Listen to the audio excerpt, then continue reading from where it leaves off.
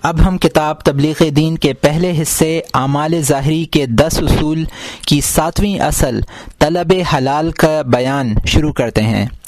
جہاں کہیں عبادت کا حکم ہوا ہے اس کے ساتھ ہی اکل حلال کا بھی حکم ہے، چنانچہ اللہ تعالیٰ فرماتا ہے کہ پاک چیز کھایا کرو اور نیک کام کیا کرو۔ جناب رسول اللہ صلی اللہ علیہ وسلم فرماتے ہیں کہ ایمان لانے اور نماز پڑھنے کی فرضیت کے بعد رزق حلال کی تلاش فرض ہے۔ حضرت عبداللہ بن عمر رضی اللہ تعالی عنہ فرماتے ہیں کہ اگر تم نمازیں پڑھتے پڑھتے کمان کی طرح جھک جاؤ اور روزے رکھتے رکھتے تانت کی طرح دبلے بھی ہو جاؤ تو بغیر تقوی اختیار کیے اور مال حرام سے بچے کچھ بھی قبول نہ ہوگا۔ رزق حرام کھا کر عبادت کرنا ایسا بیکار ہے جیسا گوبر پر مکان تعمیر کرنا۔ یاد رکھو کہ رزق حلال کو قلب کی نورانیت میں بڑا اثر ہے، لہٰذا مال حرام سے بچنا اور تقوی اختیار کرنا نہایت ضروری ہے۔ تقوی کے 4 درجے ہیں۔ پہلا درجہ، جن چیزوں یا جس مال کی حرمت پر علماء دین اور فقہائے شریعت کا فتویٰ ہے ان کو استعمال نہ کرو، کیونکہ ان کے استعمال سے آدمی فاسق بن جاتا ہے اور ثقاہت جاتی رہتی ہے۔ یہ تو عام مومنین کا تقوی کہلاتا ہے۔ دوسرا درجہ صلحاء کا تقوی ہے، یعنی مشتبہ چیز سے بھی پرہیز کرنا، کیونکہ علماء شریعت نے ظاہری حالت دیکھ کر اگرچہ مشتبہ کو حلال کہہ دیا ہے مگر چونکہ اس میں حرمت کا احتمال ہے اور اسی وجہ سے وہ شے مشتبہ کہلاتی ہے، لہٰذا صلحاء اس کو بھی استعمال نہیں کرتے۔ دیکھو جناب رسول اللہ صلی اللہ علیہ وسلم فرماتے ہیں کہ جس میں شبہ ہو اس کو چھوڑ دو اور اس کو اختیار کرو جس میں کچھ شبہ نہ ہو۔ جائز زینت اور مباح لذت سے پرہیز کرنے کا راز۔ تیسرا درجہ اتقیاء کا تقوی ہے۔ جناب رسول اللہ صلی اللہ علیہ وسلم فرماتے ہیں کہ مسلمان جب تک خطرے والی چیزوں میں مبتلا ہونے کے اندیشے سے بے خطرہ چیزوں کو بھی ترک نہ کرے گا اس وقت تک اتقیاء کے درجے کو ہرگز نہ پہنچے گا۔ حضرت عمر رضی اللہ تعالی عنہ فرماتے ہیں کہ حرام کے مرتکب ہو جانے کا اندیشے سے ہم حلال کے بھی 10 حصوں میں سے 9 حصے ترک کر دیتے ہیں۔ اس بنا پر اللہ کے پرہیزگار بندے جب 100 روپیہ کے مستحق ہوتے ہیں تو ایک کم 100 لیتے ہیں، اور جس وقت دوسرے کا حق دیتے ہیں تو ایک حبہ زیادہ دیتے ہیں، اور اپنا حق لیتے ہیں تو ایک حبہ کم لیتے ہیں۔ حضرت عمر بن عبدالعزیز رحمہم اللہ تعالی کا ذکر ہے کہ بیت المال کا مشک ان کے پاس آتا تو اپنی ناک بند کر لیتے اور فرمایا کرتے کہ اس کی خوشبو سونگھنا بھی تو اس کا استعمال ہی کرنا ہے، لہٰذا بیت المال کی خوشبو میں سونگھنا نہیں چاہتا۔ مزہ دار حلال چیزوں کے کھانے اور جائز زینت اور آراستگی سے پرہیز کرنے کی بھی یہی وجہ ہے کہ زبان کو مزہ لگنا اچھا نہیں ہے، کیونکہ آج حلال کا مزہ بڑا ہے تو کل حرام کی لذت حاصل کرنے کا شوق ہو جائے گا۔ قرآن شریف میں کافروں کی کثرت مال و متاع اور دنیا داروں کے جاہ و حشم کی جانب نظر کرنے کی جو ممانعت آئی ہے وہ بھی اسی لیے آئی ہے کہ اس چمک دمک سے ایمان کی شیرینی کم ہو جائے گی، اس لیے کہ دنیا کے مال و متاع کی رغبت اور محبت سے قلب میں ایمان کی محبت نہیں رہا کرتی۔ ایک بزرگ کا قول ہے کہ جس کا کپڑا پتلا اس کا ایمان بھی پتلا۔ غرض اتقیاء کے نزدیک وہی مال حلال اور قابل استعمال ہے جس میں نہ بالفعل کسی قسم کا شبہ ہو اور نہ آئندہ کسی آفت کا خطرہ یا احتمال ہو۔ صدیقین کا تقوی اور احتیاط کے قصے۔ چوتھا درجہ صدیقین کا تقوی ہے، یعنی جس چیز کے کھانے سے عبادات اور طاعت پر قوت حاصل نہ ہو اس سے پرہیز کرنا۔ مثلا ایک بزرگ کا قصہ ہے کہ انہوں نے دوا پی تو ان کی بیوی نے کہا کہ چند قدم ٹہل لیجئے۔ انہوں نے جواب دیا کہ فضول و عبث حرکت جائز نہیں، میں اپنے نفس سے تمام حرکات و سکنات کا محاسبہ لیا کرتا ہوں، بھلا اس چہل قدمی کو کس حساب میں شمار کروں گا۔ اسی طرح جس شے کے اپنے نفس تک پہنچنے کے وسائل میں سے کسی ایک سبب کے اندر بھی کچھ معصیت خداوندی کو دخل ہو اس سے بھی پرہیز کرنا اس وجہ سے ضروری ہے۔ حضرت ذوالنون مصری رحمۃ اللہ علیہ ایک مرتبہ جیل خانے میں قید تھے۔ کسی نیک بخت عورت نے ان کو بھوکا پا کر اپنی حلال معاش میں سے کچھ کھانا پکایا اور داروغہ جیل کے ہاتھ ان تک پہنچایا، مگر شیخ نے قبول نہ کیا اور یہ کہہ کر اس کو واپس کر دیا کہ اگرچہ حلال ہے لیکن طباق نجس ہے۔ طباق سے مراد جیل خانے کے داروغہ کا ہاتھ ہے کہ وہ ظالم ہے، اور ظالم کا ہاتھ پڑنے کی وجہ سے اس قابل نہ رہا کہ میں اس کو کھا لوں۔ حضرت بشر حافی شہروں کے ان نہروں کا پانی بھی نہ پیتے تھے جن کو غیر محتاط اور ظلم پسند بادشاہوں نے کھدوایا تھا۔ ایک بزرگ کا غلام کسی فاسق شخص کے گھر سے چراغ روشن کر لایا تو انہوں نے بجھا دیا اور فرمایا کہ حق تعالی کے نافرمان بندے کے چراغ سے روشن کیے ہوئے چراغ کی روشنی نفع اٹھانے کے لائق نہیں ہے۔ غرض قل اللہ ثم ذرہم کہ پورے عامل صرف یہی لوگ تھے کہ کہو اللہ اور اس کے بعد سب کو چھوڑ دو۔ انہوں نے کبھی ایسی چیز کا استعمال نہیں کیا جو اللہ واسطے نہ تھی۔ یہ درجہ حاصل کرنا چونکہ آسان نہیں ہے، اس لیے صرف سقہ مسلمانوں کا تقوی تو ضرور حاصل کرو کہ ان چیزوں کے پاس نہ پھٹکو جن کی حرمت پر علماء دین کا فتویٰ ہے، اور اس کے ساتھ دو باتوں کا بھی خیال رکھو۔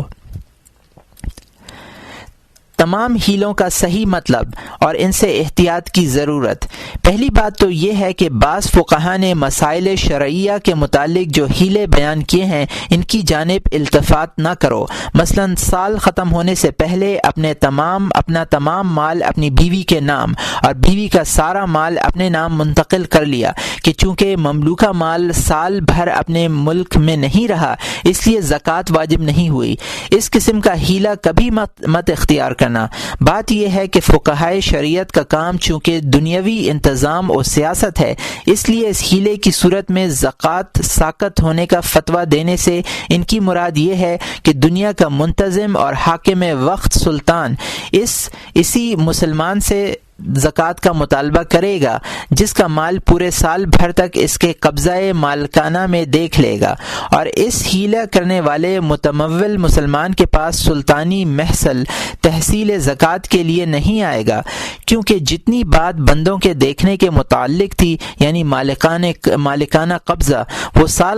ختم سال سے قبل بیوی کے نام منتقل ہو جانے کی وجہ سے جاتا رہا، مگر تم کو چونکہ معاملہ اپنے پروردگار سے رکھنا ہے اور وہ دلوں کے حالات سے واقف ہے، اس لیے یہ مکر و فریب آخرت میں کام نہ آئے گا۔ تمہیں معلوم ہو چکا ہے کہ زکوٰۃ سے مقصود بخل کی عادت کا دور کرنا ہے، اور جب زکوٰۃ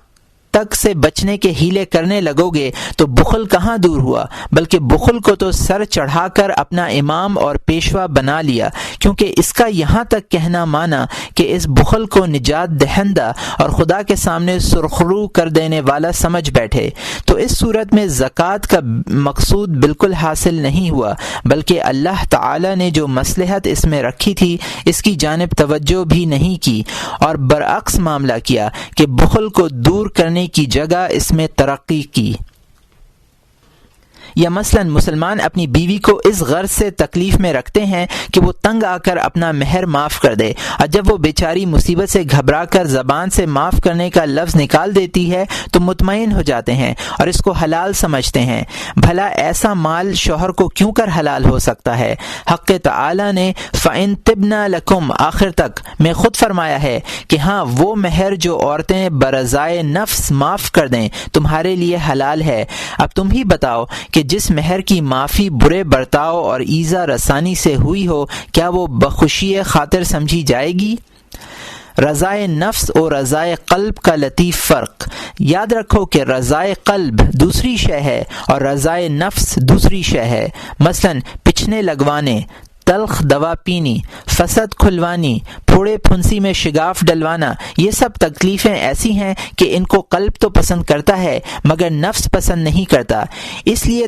لیے کہ نفس تو اسی بات کو پسند کرتا ہے جس میں اس وقت لذت حاصل ہو، البتہ قلب اس چیز کو پسند کرتا ہے جس میں اس وقت اگرچہ تکلیف ہو مگر آئندہ نفع کی امید ہو، کیونکہ نفس کا یہ کام نہیں ہے کہ بعد میں آنے والی راحت کے خیال سے اس اس وقت تکلیف گوارا کرے۔ پس اگر بیوی نے تکلیف سے تنگ آ کر اور خاوند کی ایذاؤں سے گھبرا کر اپنی آئندہ مصلحت اور باقی ماندہ عمر کی آسائش کے خیال سے دوائے تلخ پی لی، یعنی دین مہر کی معافی گوارا بھی کر لی، تو اس کا نام رضائے قلب ہوا، نہ کہ رضائے نفس، اور دین مہر کے حلال ہونے میں اعتبار رضائے نفس کا ہے، جیسا کہ اوپر کی آیت سے معلوم ہوا، نہ کہ رضائے قلب کا۔ پس اگر اس رضا کے ہیلے سے حکومت و سلطنت دنیاوی میں کوئی شخص تقاضا کرنے والا نہیں رہا، تو کیا خدا کے سامنے بھی اس کے بدولت سرخرو ہو جاؤ گے؟ بتلاؤ،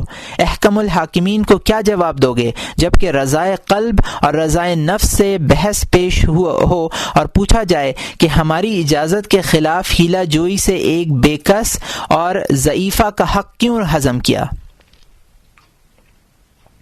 مجمع میں سوال کرنے کی قباحت اور ظاہری دینداری سے دنیا کمانے کی برائی۔ اس طرح کسی کے آگے ہاتھ نہ پھیلاؤ، کیونکہ بھیک مانگنا بری بات ہے، اور اگر سخت ضرورت کے وقت سوال کرنے کی نوبت آئے تو اس کا ضرور خیال کرو کہ مجمع میں سوال نہ کرو، کیونکہ اکثر ایسی حالت میں دینے والا جو کچھ تم کو دے گا وہ اپنی مجمع میں ذلت اور رسوائی اور ہم چشموں میں سبکی کے خیال سے دے گا، اور اس کو بخوشی خاطر دینا نہیں کہتے۔ پس ایسا دیا ہوا مال استعمال کے قابل نہیں ہے، کیونکہ کسی کے بدن پر مار کر لینا یا کسی کے دل پر شرم اور دباؤ کا کوڑا مار کر لینا دونوں برابر ہیں۔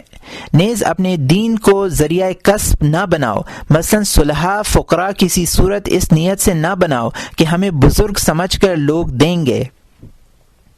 حالانکہ تم بالکل کورے ہو اور تمہارا دل گندگی سے آلودہ ہے۔ یاد رکھو کہ دوسرے کا دیا ہوا مال تمہیں اس وقت حلال ہے جبکہ تمہاری چھپی ہوئی حالت ایسی نہ ہو کہ اگر دینے والا اس سے آگاہ ہو جائے تو ہرگز نہ دے۔ اس سے معلوم ہوا کہ اگر تم نے صورت بزرگوں کی سی بنائی اور تمہارے دل میں خواہش نفسانی کا ہجوم ہے، اور ظاہر ہے کہ دینے والے نے جو کچھ تم کو دیا ہے وہ صرف تمہاری صورت دیکھ کر دیا ہے کہ اس کو تمہاری باطنی گندگی کی بالکل خبر نہیں ہے، تو اگرچہ علماء شریعت جو ظاہری انتظام کے متکفل ہیں اس مال کو حلال بتلائیں گے، مگر صاحب بصیرت ضرور حرام کہے گا اور اس کو استعمال میں لانے کی ہرگز اجازت نہ دے گا۔ قلب سے فتویٰ لینے کی ضرورت۔ دوسری بات جس کا خیال رکھنا ضروری ہے یہ ہے کہ علماء کے فتوے پر اکتفا نہ کیا کرو، بلکہ اپنے دل سے پوچھا کرو کہ اس معاملے میں دل کیا کہتا ہے۔ جناب رسول اللہ صلی اللہ علیہ وآلہ وسلم فرماتے ہیں کہ تم اپنے دلوں سے بھی فتوے لیا کرو، اگرچہ مفتی فتوے دے چکیں۔ بات یہ ہے کہ گناہ مسلمان کے دل میں ضرور چھپا کرتا ہے، کیونکہ جو چیز ضرر پہنچانے والی ہوگی وہ دل میں کھٹکے بغیر نہ رہے گی۔ پس جو شے در حقیقت حرام ہوگی یا جو کام فی الواقع گناہ ہوگا اس کو تمہارا دل بے کھٹکے ہرگز قبول نہ کرے گا، اور جس چیز کی اصلیت اس طرح پر دل کے فتوے سے معلوم ہو جایا کرے گی۔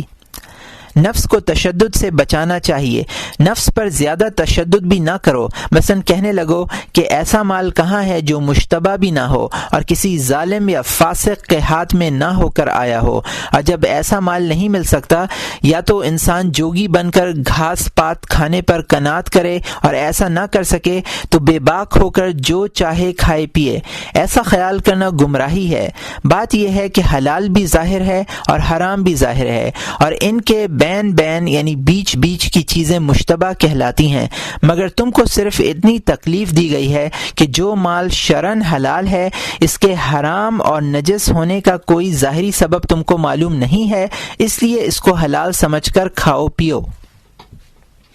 جناب رسول اللہ صلی اللہ علیہ وآلہ وسلم نے ایک مرتبہ مشرک آدمی کے مشکیزے سے اور حضرت عمر فاروق رضی اللہ تعالی عنہ نے عیسائی عورت کے گھڑے سے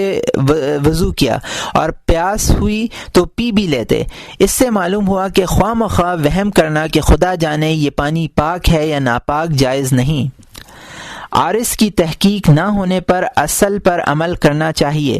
جب پانی کے ناپاک ہونے کی بظاہر کوئی وجہ تم کو معلوم نہیں ہے تو اس کو پاک ہی سمجھنا چاہیے۔ اس طرح جو حلال شے کسی ایسے آدمی کے ہاتھ میں پاؤ جس کا حال تم کو معلوم نہ ہو تو اس کو پاک سمجھو، اور مسلمانوں کے ساتھ حسن ظن رکھو، اور یہ سمجھ کر مسلمانوں کے پاس جو کچھ مال ہے حلال اور پاک ہی کمائی کا ہوگا، اس کی دعوت بھی قبول کر لیا کرو، خصوصاً جب کہ مسلمان صالح اور دیندار ہو۔ ہاں البتہ ظالم بادشاہ یا سود خور یا شراب بیچنے والے شخص کا مال جب تک یہ نہ پوچھ لو کہ کس حلال طریقے سے کمایا ہے، حلال نہ سمجھو۔ پس اگر تحقیق کے بعد معلوم ہو جائے کہ سود یا ظلم کی کمائی اور شراب کی قیمت نہیں ہے تو اس کا لے لینا بھی حرام نہیں ہے، اور اگر کسی کے پاس غالب حصہ حلال آمدنی کا ہے اور کم حصہ حرام کا تو اس کا کھانا بھی حلال ہے، البتہ اگر نہ کھاؤ تو تقویٰ ہے۔ حضرت شیخ ابن المبارک رحمۃ اللہ علیہ کے کارندے متعینہ بصرہ نے بذریعہ خط کے ان سے دریافت کیا تھا کہ جو شخص ظالم بادشاہ سے داد و ستد رکھتا ہو، مجھے اس سے لین دین کا معاملہ کرنا جائز ہے یا نہیں؟ تو شیخ نے لکھا کہ اگر اس شخص کا اس کے علاوہ اور بھی کوئی ذریعہ کسب ہو تو اس سے معاملہ کرنا جائز ہے، ورنہ ناجائز۔ غرض دنیا میں 6 قسم کے آدمی ہیں اور ہر ایک کے ساتھ معاملہ کا جدا حکم ہے جس کو نمبر وار بیان کرتے ہیں۔ مال کی حلت و حرمت کی شناخت۔ پہلی قسم وہ آدمی جس کی صورت، کسب اور دینداری اور بددینی کا حال کچھ بھی معلوم نہیں ہے، ایسے لوگوں کا دیا ہوا مال حلال ہے اور اس سے پرہیز کرنا ضروری نہیں، البتہ احتیاط کے خیال سے نہ کھایا جائے تو تقویٰ میں داخل ہے۔ دوسری قسم وہ صلحاء جن کی دینداری کھلی ہوئی اور کمائی کا مشروع طریقہ ظاہر ہے تو ان کے مال میں شبہ کرنا وسوسہ شیطانی ہے، بلکہ اگر ان کو اس کے پرہیز کرنے سے رنج ہو تو ایسا تقویٰ بھی حرام اور معصیت ہے۔ تیسری قسم وہ لوگ جن کا سارا مال یا نصف سے زیادہ مال ظلماً یا سود یا شراب کے بیع و شراء یعنی خرید و فروخت سے حاصل ہوا ہے، ان کا دیا ہوا مال یقیناً حرام ہے اور اس سے پرہیز کرنا ضروری ہے۔ چوتھی قسم وہ لوگ جن کا نصف سے کم مال حرام کے ذریعے سے کمایا ہوا ہے اور تمہیں معلوم بھی ہے کہ زیادہ مقدار قصب حلال ہی کی ہے، مثلا 2 ذریعہ تو حلال کے ہیں، ایک یہ کہ وہ کوئی مشروع تجارت کرتا ہے اور دوسرا یہ کہ ترکے میں کچھ جائیداد پائے ہوئے ہیں جس کی آمدنی اس کو ملتی ہے، اور ایک ذریعہ حرام ہے، مثلا کسی ظالم بادشاہ کا نوکر ہے اور تنخواہ لیتا ہے، مگر اس ایک ذریعے کی نسبت ان 2 ذریعوں کی آمدنی زیادہ ہے، تو چونکہ اس کے پاس زیادہ مال حلال ہے اس لیے کثرت کا اعتبار کیا جائے گا اور اس کے دیے ہوئے مال کو حلال ہی سمجھا جائے گا، البتہ اس سے پرہیز کرنا تقویٰ میں شمار ہوگا۔ پانچویں قسم وہ لوگ ہیں جن کے کسب کا ذریعہ اگرچہ معلوم نہیں ہے مگر ظلم اور تعدی کی علامتیں ان پر نمایاں ہیں، مثلا جابر حکام کسی شکل و لباس اور وضع اختیار کیے ہوئے ہیں، تو چونکہ یہ ظاہری حالت یوں بتا رہی ہے کہ ان کا مال بھی ظلماً ہی حاصل ہوا ہوگا، لہٰذا اس سے احتیاط کرنی چاہیے اور اس کو تفتیش کے بغیر حلال نہ سمجھو۔ چھٹی قسم وہ لوگ ہیں جن پر علامت ظلم تو کوئی نمودار نہیں ہے، البتہ فسق و فجور کے آثار نمایاں ہیں، مثلا داڑھی منڈی ہوئی ہے یا مونچھیں بڑھی ہوئی ہیں یا فحش بک رہا اور گالیاں دے رہا ہے یا اجنبی عورت کی طرف دیکھ رہا ہے یا اس سے باتیں کر رہا ہے، تو اگرچہ یہ فعل سب حرام ہیں مگر مال کے حاصل کرنے میں چونکہ ان کو کچھ دخل نہیں ہے لہٰذا مال کو حرام نہیں سمجھا جائے گا۔ پس اگر تم کو معلوم ہے کہ یہ مال اس نے ترکۂ پدری میں پایا ہے یا کسی حلال ذریعے سے کمایا ہے تو اس کو حلال سمجھو۔ دیکھو رسول اللہ صلی اللہ علیہ وسلم نے مشرک کے پانی کو نجس نہیں سمجھا، پس جب مجوسیت اور نصرانیت کے سبب پانی مشتبہ یا ناپاک نہیں ہوا تو مسلمان کا مال محض اس کے فسق و فجور کی وجہ سے کیسے ناپاک ہو سکتا ہے؟ البتہ اگر اس کے مال کا حلال ذریعہ کسب بھی تم کو معلوم نہ ہو تو ایسی صورت میں اس مال کے استعمال میں تعمل اور احتیاط کرنے کی ضرورت ہے۔ اس تشریح کے بعد پھر بھی یہی کہتے ہیں کہ اپنے دل سے بھی فتویٰ لے لو اور جس مال سے دل کھٹ کے اس کا ہرگز استعمال نہ کرو، البتہ یہ ضرور دیکھ لو کہ دل کے فتوے پر عمل کرنے اور تقوی اختیار کرنے سے اس شخص کو رنج تو نہ ہوگا۔ جس تفتیش سے مسلمانوں کو ایذا پہنچے وہ حرام ہے، بس اگر رنج کا اندیشہ ہو تو ایسا تقوی کرنا بھی جائز نہیں۔ مثلا کسی نامعلوم الحال مسلمان نے کوئی چیز ہدیتاً تمہیں دی یا تمہاری دعوت کی اور تم نے تقوی کی بنا پر اس کے مال کی تفتیش شروع کر دی، تو ظاہر ہے کہ یا تو خود اس سے پوچھو گے یا اس سے خفیہ دوسرے لوگوں سے تحقیق کرو گے، اور یہ بھی ظاہر ہے کہ اگر اس سے پوچھا تو اس کو ضرور رنج ہوگا، یا اگر دوسروں سے پوچھا اور اس کو خبر ہو گئی تو مسلمان کو رنج پہنچانے کے علاوہ مسلمان کے ساتھ بدگمانی رکھنے اور بعض دفعہ غیبت اور تہمت میں مبتلا ہونے کا بھی اندیشہ ہے، اور یہ سب حرام ہیں اور تقوی کا چھوڑنا حرام نہیں ہے۔ پس ایسے موقع پر اس مسلمان کا دل خوش کرنا واجب ہے۔ دیکھو جناب رسول اللہ صلی اللہ علیہ وسلم نے اپنی باندی بریرہ رضی اللہ تعالی عنہا کا وہ کھانا جو کسی مسلمان نے ان کو صدقہ دیا تھا بے تعمل کھا لیا، اور صدقہ دینے والے کے مال اور حال کا تجسس نہ فرمایا۔ البتہ جب آپ مدینے میں تشریف لائے تو شروع میں جو چیزیں آپ کی نظر کی گئیں تو آپ نے یہ ضرور پوچھ لیا کہ صدقہ ہے یا ہدیہ، اور یہ بھی صرف اس وجہ سے کہ صدقہ کا مال آپ کے لیے حلال نہ تھا، اور اس سوال میں اس کو رنج یا ایذا بھی نہیں ہوتی تھی، کیونکہ صدقہ اور ہدیہ دونوں کی ایک ہی صورت ہے، صرف دینے والے کی نیت اور محل و مصرف کا فرق ہوتا ہے۔ اس سے زیادہ تفتیش نہیں فرمائی کہ کس طرح اور کہاں سے حاصل کیا۔ آپ کی عادت تھی کہ جو مسلمان آپ کی ضیافت کرتا آپ بلا تعمل قبول فرما لیتے، اور کہیں منقول نہیں ہے کہ آپ نے اس کا سوال کیا ہو کہ تمہارا مال کس ذریعے سے حاصل ہوا۔ البتہ شاذ و نادر کسی غالب شبے کے موقع پر تحقیق حال فرما لی ہے۔ بازار کی چیزوں میں اصل حلت ہے۔ رسول اللہ صلی اللہ علیہ وسلم اور تمام صحابہ سفر میں بازار سے ضروریات کی چیزیں کھاتے اور خریدتے تھے، حالانکہ یہ بھی جانتے تھے کہ سود اور لوٹ اور مال غنیمت میں خیانت کیے ہوئے مال بھی بازاروں ہی میں فروخت ہوتے ہیں، مگر ان توہمات کی طرف کبھی توجہ نہیں فرمائی، بلکہ غالب اور کثرت کی بنا پر بازار میں فروخت ہونے والے سارے مال کو تفتیش و تحقیق کے بغیر حلال سمجھا۔ اس طرح تم بھی بازار کی چیزوں کو حرام نہ سمجھو، البتہ اگر ناجائز اور حرام طریقے سے حاصل کی ہوئی چیزیں کسی شہر یا بازار میں بکثرت فروخت ہونے لگیں تو اس وقت تفتیش و تحقیق حال کے بغیر خریدنا اور استعمال میں لانا بے شک جائز نہیں ہے۔